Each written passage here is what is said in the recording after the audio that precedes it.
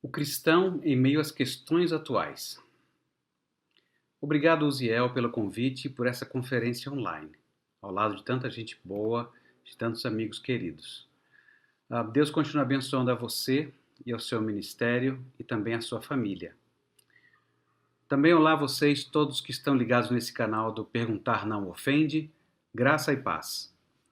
Eu tenho uma pergunta para você. O seu coração é possuído?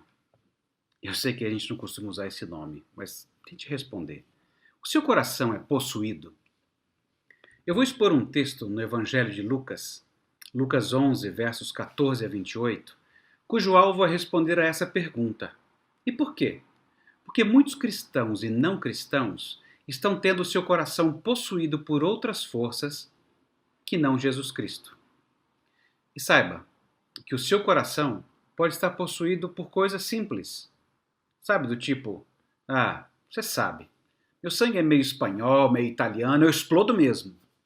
Ou então você sabe, mineiro é desconfiado, então não acredito em ninguém, nada. Ou, eu sou engenheiro. Aliás, há bem pouco tempo argumentaram isso, né?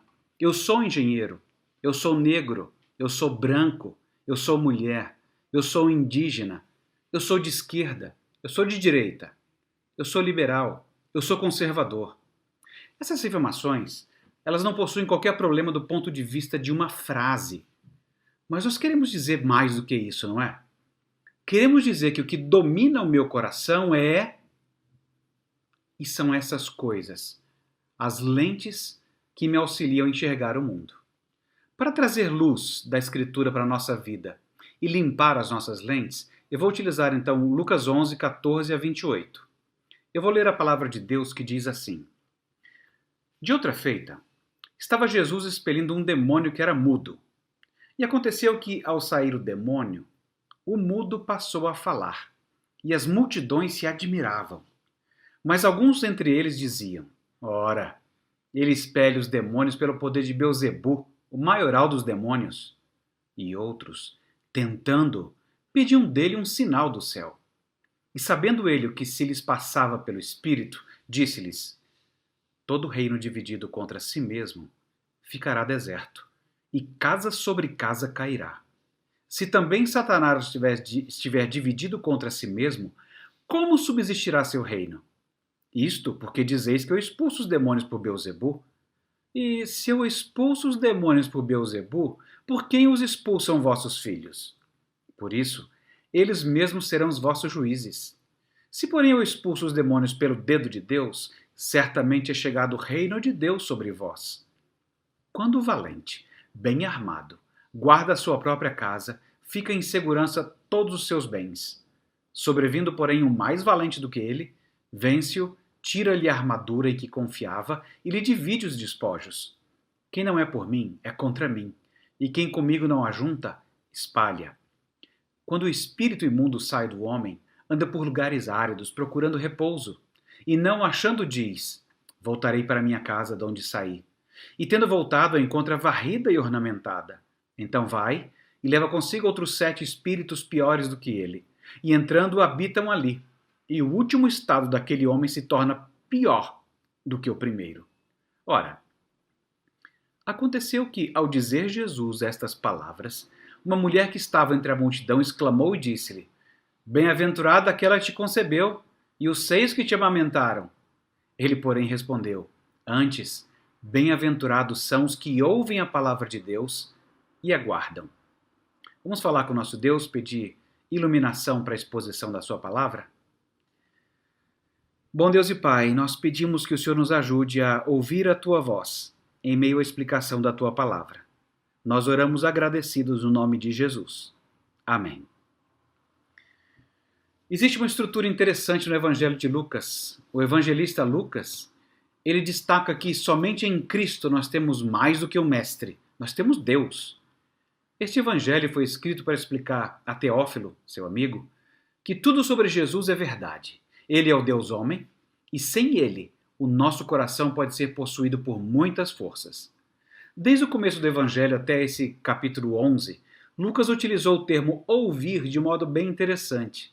Em Lucas 2,47, As pessoas gostavam de ouvir o menino prodígio. Todo mundo gosta, não é? Cerca de 18 anos depois, em Lucas 4:28, as pessoas ouviam Jesus e ficavam iradas. A gente também não gosta, não é? Quando fala umas boas verdades. Já em Lucas 8:21, Jesus esclarece que a sua família é composta daqueles que ouvem a palavra de Deus e a praticam. Um golpe, né? No jeito que a gente chama família. Agora em Lucas 11:28, Jesus declara: Bem-aventurados são os que ouvem a palavra de Deus e a guardam. Isso já é bastante interessante. Jesus é o Deus encarnado e o que ele diz deve ser ouvido. Ele sabia exatamente o que era natural, antinatural, sobrenatural e desnaturado. Uma das questões atuais que as pessoas enfrentam tem a ver com o entender as forças que guiam o seu coração. Vamos lá. Há momentos em que os pais enxergam seus filhos como se eles fossem uma extensão de si mesmos, especialmente se fizerem algo que se destaque por alguma habilidade da mente ou motora. Celular nas mãos, mostrando o filhão dando aquele drible e fazendo aquele gol, mostrando para todos os seus amigos. Puxou o pai. Alguns declaram isso com um sorrisinho de quem está se vendo e não o filho naquele momento. Foi o que a mulher disse ao ouvir a explicação de Jesus sobre quem tem a posse do seu coração. Jesus não negou a expressão tal pai, tal filho. Ele contestou que a paternidade daquelas pessoas fosse a mesma do que a sua. Ele era filho de Deus. Já eles, não sei não. Alguns, com certeza, eram filhos do diabo. Aliás, por isso não davam ouvidos a ele. Porque tal pai, tal filho. A mulher que elogiou pensou como todo mundo pensa. Queria ter um filho assim. Quando, na verdade, Jesus está ensinando: quero ter um pai assim, Jesus. Forte, vencedor das forças malignas, libertador e cuja vitória sempre, sempre permanece. Bem, na época de Jesus, vocês já perceberam, não havia problemas em crer em demônios. Aliás, a situação era tão estranha que ninguém ligava. Às vezes a pessoa tinha um endemoniado ali. Lembro-se até daquele episódio do barco, quando Jesus acalma as forças da natureza. E aí eles ficam apavorados.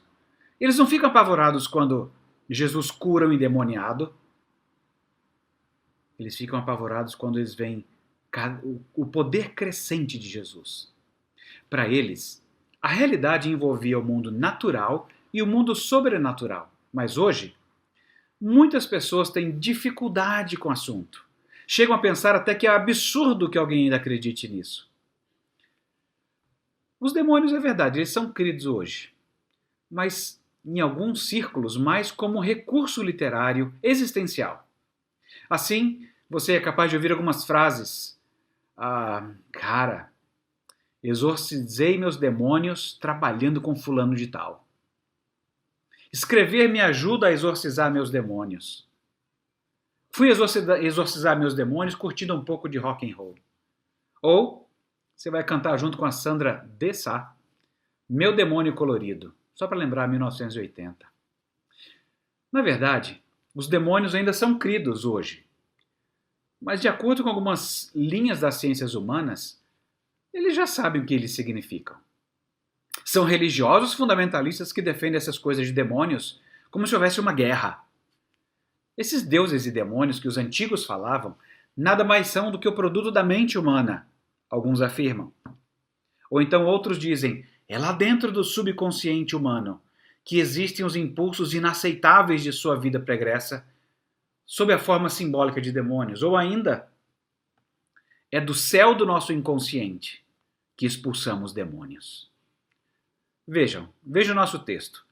Depois de Jesus realizar mais um sinal, expulsar o demônio de um mudo que passou a falar, deixando muitos maravilhados, algumas pessoas, letra A, disseram que Jesus expulsava os demônios pelo poder de Beelzebu, o maioral dos demônios, e letra B, pediram que ele, por favor, mandasse um sinal do céu para deixar as coisas claras.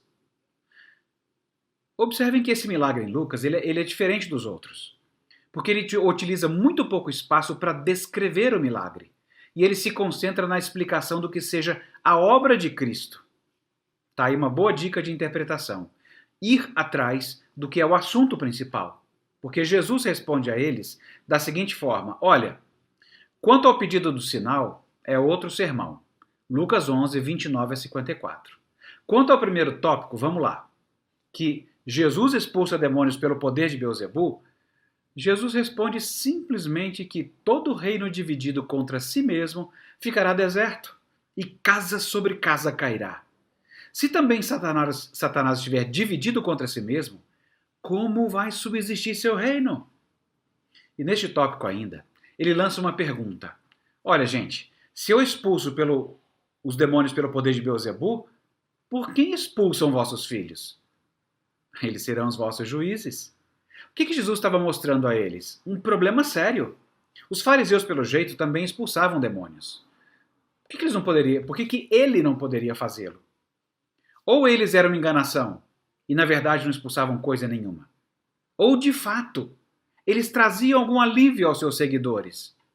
O resultado os julgaria. Ou seja, as pessoas poderiam se sentir melhor. E agora? Há diversas maneiras de expulsar demônios. Como nós vimos na introdução, muitos afirmam que há diversas maneiras contemporâneas de exorcizar demônios. O que Jesus faz é afirmar que há seres maus sobrenaturais, e ele certamente concordaria que há diversas maneiras de ajudar as pessoas a se sentirem bem. Cá entre nós, se as pessoas soubessem que só Jesus pode realmente ajudá-las, as igrejas estariam lotadas de gente por todos os lados, porque as pessoas cansaram-se de tudo. Eu sei que algumas pessoas do século XXI torcem o nariz, desacreditando dessa história de demônios. Afinal, eles só existem no cinema, não é? Ou estudos físio-psicoemocionais já explicaram as coisas. Por que será que as pessoas ainda ficam fascinadas com esse assunto? Por que será que as pessoas insistem a desacreditar Jesus, mas temem e falam: eu não mexo com esse negócio não gosto de mexer com essas coisas? O ensino de Jesus sobre demônios é esse mesmo. Há demônios buscando lugares devastados, desertos, para repousar. E não fazemos a menor ideia do por que está escrito isso na Bíblia. Não há nenhuma explicação clara sobre isso. Mas o texto diz que eles se divertem mesmo dominando uma pessoa e provocando devastação. É interessante porque Jesus já lidou com pessoas tristes, doentes e possessas por demônios. Ele sabe a diferença. Ele está apenas mostrando que há várias dimensões com as quais o ser humano se depara, sendo possível ser ajudado de diversas maneiras.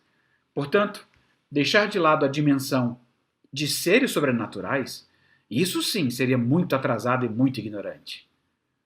Se nossos problemas todos fossem simplesmente naturais e humanos, a terapia, a psiquiatria, muitos remédios, a ciência neuro qualquer coisa, a educação psicocognitiva teriam dado conta de, pelo menos, sermos um povo mais civilizado.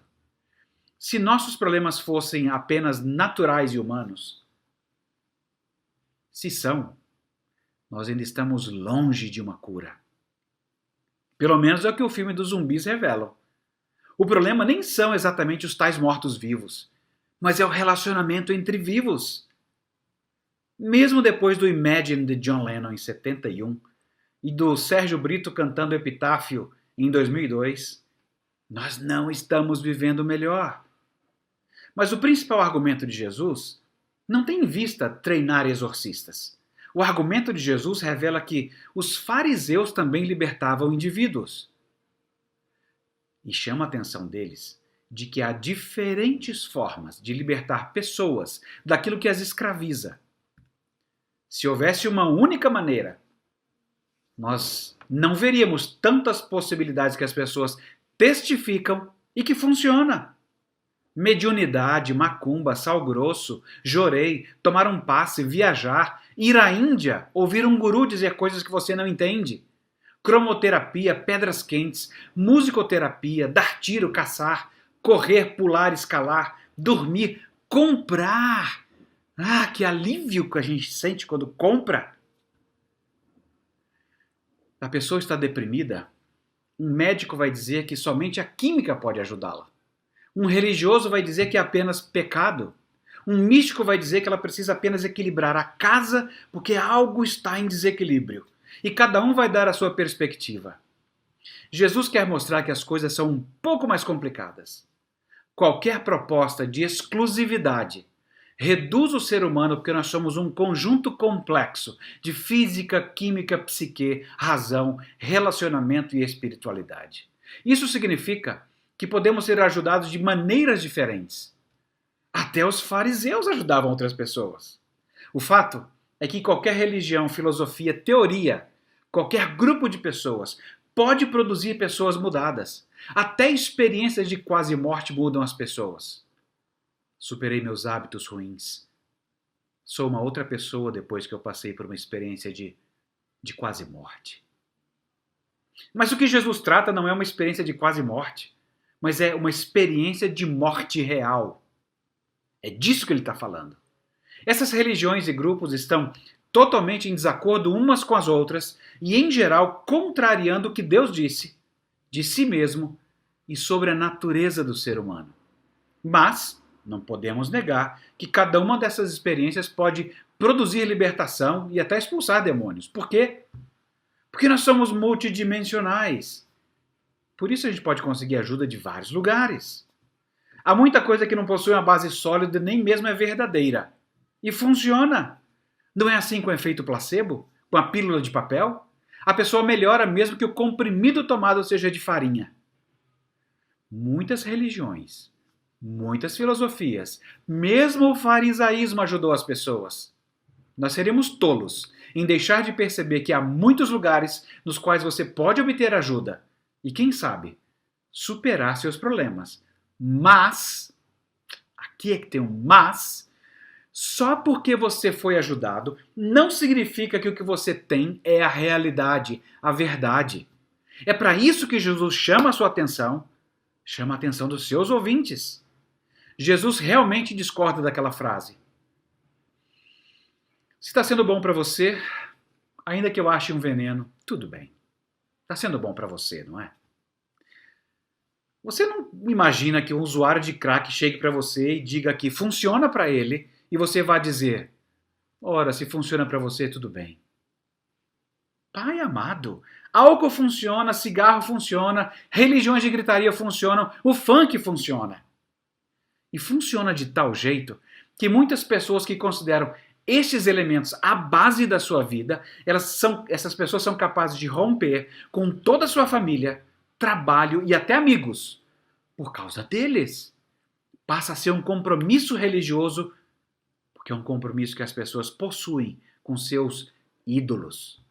O que Jesus está ensinando é muito mais radical. Se você não for liberto por Jesus, você ainda vai ficar pior. O que Jesus diz de forma bem clara é que se você não vier a ser liberto por Ele, se você precisou de ajuda de algum outro elemento químico, uma pessoa, uma atividade ou religião para ser ajudado, você vai precisar de mais ajuda da próxima vez. É uma droga.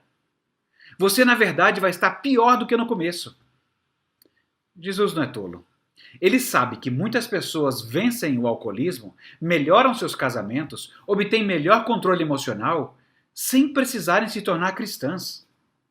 O pastor Tim Keller disse uma vez que, se a comprovação do cristianismo estiver baseada apenas na superação de problemas, a gente nunca poderia ter certeza se o cristianismo é verdadeiro, porque há muitas maneiras de superar problemas fora do cristianismo. Com a história dos demônios, Jesus quer destacar que a sua fonte, se a sua fonte for qualquer outra pessoa, instituição, anjo ou demônio, no final você vai estar pior do que antes.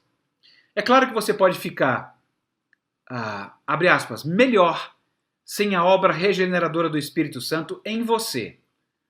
Como a Bíblia ensina, é claro que você pode sentir melhor sem a centralidade de Cristo em sua vida. Tudo que você precisa, você já aprendeu olhando ao redor. Tudo que você precisa são amigos, e é claro, amigos que curtem o que você diz.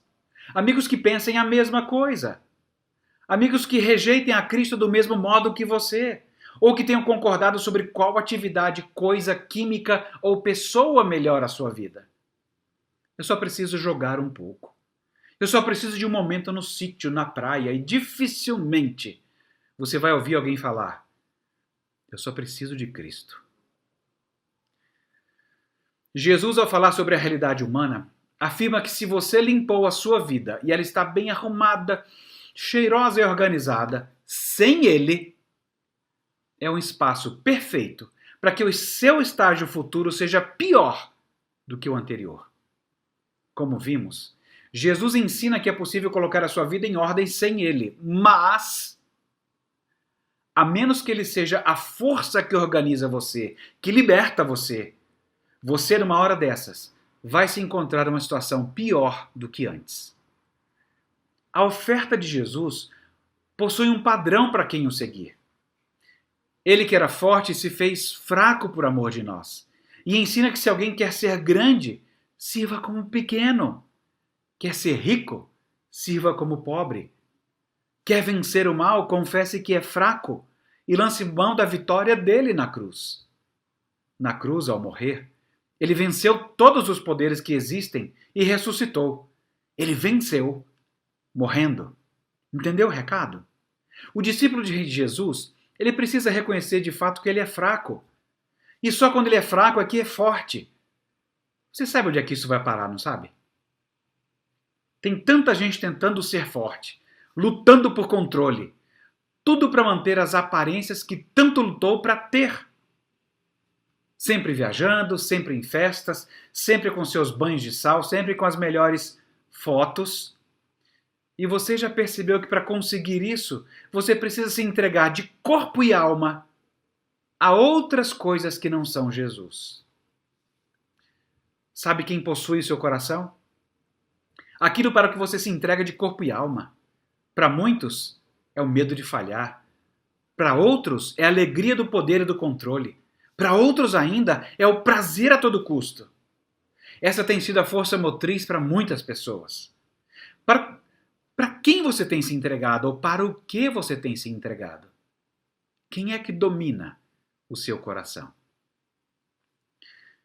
É por isso que, num certo sentido, as pessoas têm razão ao dizer que essa coisa de igreja, de Jesus, isso é para gente que precisa, né? Gente quebrada, detonada, que precisa achar uma saída. Sabe, é isso mesmo. Jesus disse exatamente isso. Ele não veio para pessoas saudáveis, para pessoas equilibradas e sadias. Ele veio para aquelas que sabem que não são saudáveis, que não estão equilibradas depois de tudo que já tentaram e não estão sadias. O que Jesus ensina aqui é que as pessoas precisam dele. Se querem ser libertas definitivamente, precisam dele. Quem acha que não precisa, ainda não percebeu o quanto que é quebrado e um traste sem solução. Por isso é que ele diz aqui que se você obtiver controle e resolver seus problemas sem ele, você está ou estará muito pior do que imagina.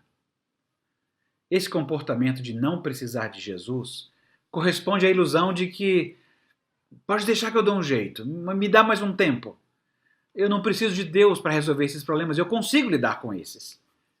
Você não entendeu ainda. Não é à toa que a geração entre os 14 e os 34 tem sido a geração que mais tem rejeitado ouvir a palavra de Deus. Mais tem rejeitado querer ouvir falar de que Jesus é quem o liberta definitivamente. Liberta tão definitivamente que ele o liberta de você mesmo. Dá uma lida, no dia que você puder, no livro do C.S. Lewis, O Grande Divórcio. Ele foi traduzido como O Grande Abismo. Dá uma lida lá, para você entender como é que ele liberta de você mesmo. Ou então, se você já leu as Crônicas de Nárnia, lá no volume 5, A Viagem do Peregrino da Alvorada, você se lembra de Eustáquio, não lembra? Lembra quando ele virou dragão? A cobiça dele, e ele se transformou num dragão. Foi preciso que alguém de fora, e com poder para isso, tirasse as escamas dele, e o transformasse em gente de novo. Aslan fez isso. Para que você venha a ser o ser humano que Deus projetou que você fosse, ele enviou Jesus Cristo, que vem de fora e é o único com poder e habilidade para arrancar as suas cascas e mostrar o verdadeiro humano que ele fez em você. Você sabe que é assim. Ouça um exemplo bem simples. Mesmo quando é a seu favor que um médico age, você vai contra ele e contra você mesmo. Veja só, o médico disse, olha, toma esse medicamento por 10 dias. O que a maioria das pessoas faz quando não sente dor depois de 2 dias tomando o medicamento? Para de tomar remédio. O problema conosco, pacientes, é que nós queremos apenas que os sintomas sejam tratados. Médico bom é médico que dá remédio, e não o que investiga para saber a causa das dores. Muita ajuda pode vir de diversos lugares sem ser de Jesus. Mas lá no fundo, você quer resolver um único problema. Você quer saber se é amado. Você quer saber se Deus está de fato interessado em você. Saiba de uma coisa. Somente o padrão de Deus conta. E é assim que Jesus está respondendo. Seus pais não são o padrão. Nem seus colegas de escola ou seus colegas de trabalho. E nem mesmo você é o padrão. Somente o padrão de Deus interessa. Se você não estiver possuído por Jesus Cristo, você estará possuído por alguma outra coisa. Por isso eu perguntei, quem é que possui seu coração? Jesus, ele é o único que pode amarrar o valente. Ele é o único que pode romper com quaisquer fortalezas, quaisquer problemas. Ele é o único que pode fazer isso de modo inteiro e permanente. Ele é o homem forte e bem armado que guarda a sua própria casa, seus bens, nós. E então nós estamos seguros. Quem não está com Jesus está contra ele. Quem não trabalhar com ele está desperdiçando seu tempo e bens. Um ponto muito interessante sobre Cristo possuir os seus discípulos, o seu coração, é que você deixa de ser um robô da ideologia ou um animal guiado por seus apetites. Isso significa que você não faz mais o que faz porque é mineiro, ou nordestino, ou paulista, ou porque é preto ou branco, ou porque está com vontade. Em vez disso, você examina tudo e pensa, é isso que Jesus ensina? Quando você agora começa a buscar essa direção, o seu reino primeiro, aí você sabe quem tem a posse do seu coração. Aquela mulher, ao ouvir o que Jesus fez e ensinou, disse, queria ter um filho assim. Sua mãe deve estar muito feliz de ter um mestre como você na família. Felizes, disse Jesus, são os que ouvem a palavra de Deus, que eu acabei de ensinar, e guardam os seus ensinos. O que você vai fazer? Quem é que possui seu coração?